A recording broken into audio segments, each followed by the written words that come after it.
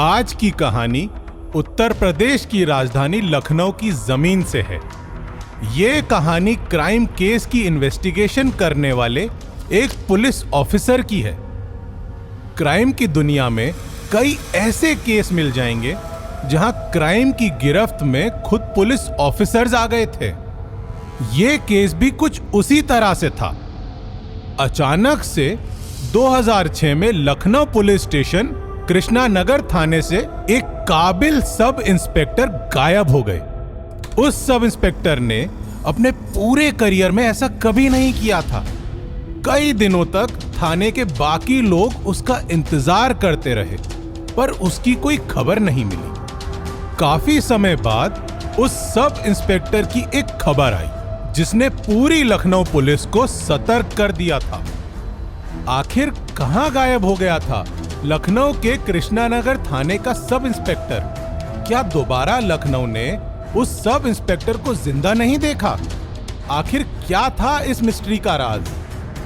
आज के एपिसोड में हम साल 2006 में सब इंस्पेक्टर रूप नारायण केस की फाइल को रीओपन करेंगे। ये कहानी साल 2006 की है। मुस्कुराइए, आप लखनऊ में हैं।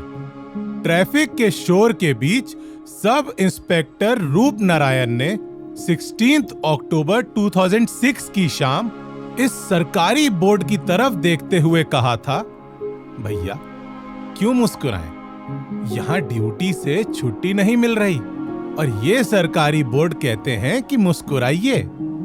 तभी रूप नारायण के पास एक बुलेट आकर रुकी और उस पर बैठे आदमी ने कहा, शाम हो गई है, अब थाने मत जाना, चलिए आज आपके साथ पार्टी होगी, तभी आपको कई सारी टिप भी दूंगा, एक खंबे का इंतजाम कर लीजिएगा। इस शाम के बाद दूसरी सुबह आ गई। रूप नारायण ड्यूटी पर नहीं पहुंचे। सुबह से शाम हो गई, थाने में रूप नारायण का कोई पता नहीं। थाने इंचार्ज को लगा कोई इमरजेंसी आ गई होगी, कल आ जाएगा। दूसरे दिन भी सब इंस्पेक्टर रूप नारायण का कोई पता नहीं था। थाने इंचार्ज ने दूसरे सिपाही को बुलाया और कहा, रूप नारायण का पता लगाओ कि वो कहां है। यहां वैसे ही लोग कम हैं, ऊपर से वो बिना बताए गायब हो गया। रूप नारायण के थाने के नंबर से फोन लगाया गया, फोन कनेक्ट नहीं हुआ। इस बीच 4 दिन बीत गए, रूप नारायण थाने नहीं आया। पुलिस वालों को चिंता हुई क्योंकि पहले कभी उसने ऐसा नहीं किया था। फोन से कांटेक्ट नहीं हो पा रहा था, इसीलिए पुलिस टीम रूप नारायण के लखनऊ वाले घर पहुंची। घर के गेट पर ताला लगा हुआ था। पुलिस ने आसपास के लोगों से पूछा। आसपास के लोगों को कुछ पता नहीं था। पुलिस ने रूप नारायण के घर के दरवाजे का ताला तोड़ा और अंदर गई तो बाकी सभी दरवाजे खुले हुए थे। घर के अंदर का सीन पुलिस को हैरान कर रहा था। बेडरूम का सामान बिखरा पड़ा हुआ था। ऐसा लग रहा था कि जैसे किसी घर की तलाशी ली हो। उसी बेडरूम के बेड में पुलिस की टीम को किसी लड़की के कपड़े भी बिखरे हुए मिले।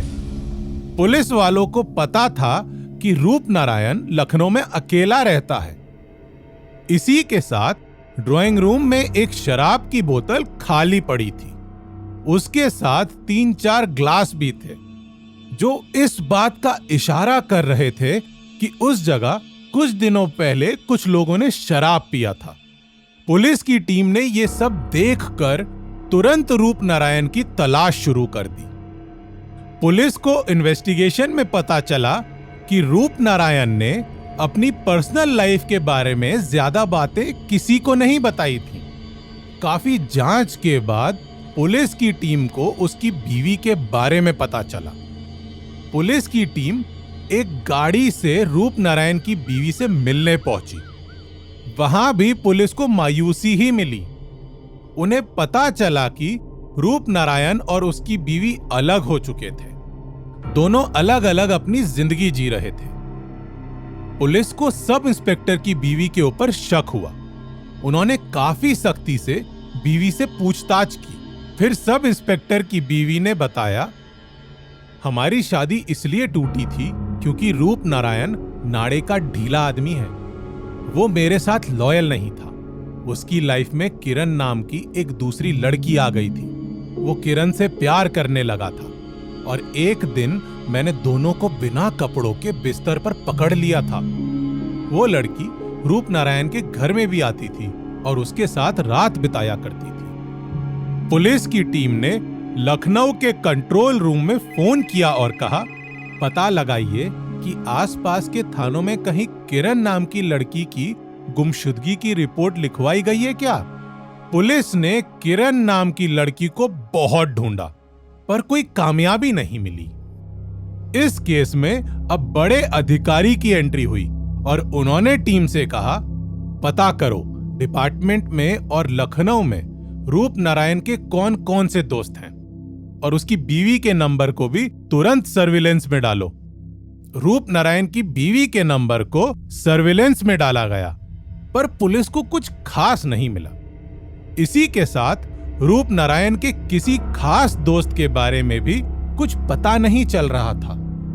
लखनऊ पुलिस बिना किसी क्लू के अपने सब इंस्पेक्टर की तलाश कर रही थी। इसी बीच एक महिला सिपाही ने कहा, सर, किसी केस की इन्वेस्टिगेशन के दौरान सब इंस्पेक्टर रूप नारायण की दोस्ती हिस्ट्री शीटर बदमाश कक्कू दुबे से हो गई थी। दोनों की आपस में काफी बातचीत भी होने लगी थी। मुझे अभी एक केस की फाइल पढ़ते वक्त ये सब याद आया। तब पुलिस ऑफिसर्स ने कहा, कक्कू को तो हम भी जानते हैं, ये आम सी बात है। पुलिस और बदमाशों की कई बार जान पहचान हो जाती है। फिर भी कक्कू दुबे का नंबर सर्विलेंस पे डलवा दो। गैंगस्टर कक्कू दुबे के मोबाइल को सर्विलेंस में डालने के कई दिनों बाद तक पुलिस को कुछ पता नहीं चला, पर इसी दौरान एक दिन पुलिस को दिखा कि कक्कू दुबे के नंबर पर सब इंस्पेक्टर रूप नारायण के नंबर से कॉल आया। अभी तक रूप नारायण का नंबर स्विच ऑफ बताता था। फिर अचानक से उसी नंबर से कक्कू यादव के पास कैसे कॉल आ गया? पुलिस ने तुरंत कक्कू यादव को उठाया और उसकी कायदे से खातिरदारी की। कई झापड़ खाने के बाद कक्कू यादव ने एक कहानी सुनाई। 16 अक्टूबर की शाम हम अपनी बुलेट पे थे। तभी हमसे सब इंस्पेक्टर रूप नारायण मिले। उनसे हमारी जान पहचान अच्छी हो चुकी थी। हमने उनके घर पार्टी का प्लान बनवा लिया। साथ ही उन्हें इंपॉर्टेंट टिप भी देने का वादा किया था। उसी रात हम अपने 3 साथियों के साथ सब इंस्पेक्टर के घर पहुंचे। हम लोग ड्राइंग रूम में बैठे शराब पी रहे थे। तभी उस जगह अंदर के कमरे से निकलकर रूप नारायण की गर्लफ्रेंड किरण आई। वो बेहद खूबसूरत थी। उसे देखते ही हम चारों के अंदर हैवान जाग गया। इसी दौरान रूप नारायण के मोबाइल पर कोई अर्जेंट कॉल आया। वो कॉल पर बात करने अपने घर से बाहर चला गया। उसकी बातचीत करीब 1 घंटे चली। इसी बीच हम चारों ने एक दूसरे को आंखों से इशारा किया। जिस कमरे में किरण थी वहां का दरवाजा बंद किया। बारी बारी से किरण के साथ पहले हमने किरण को पकड़ा और बिस्तर पे पटक दिया और उसके ऊपर कूद गए।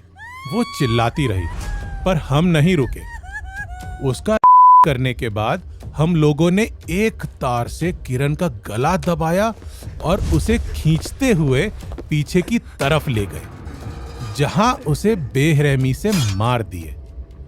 जब सब इंस्पेक्टर अंदर आया तो हम चारों ने उसे भी पीछे से पकड़ लिया और उसके गले को तार से बांधकर मुंह में तकिया लगाकर उसे भी खत्म कर दिए।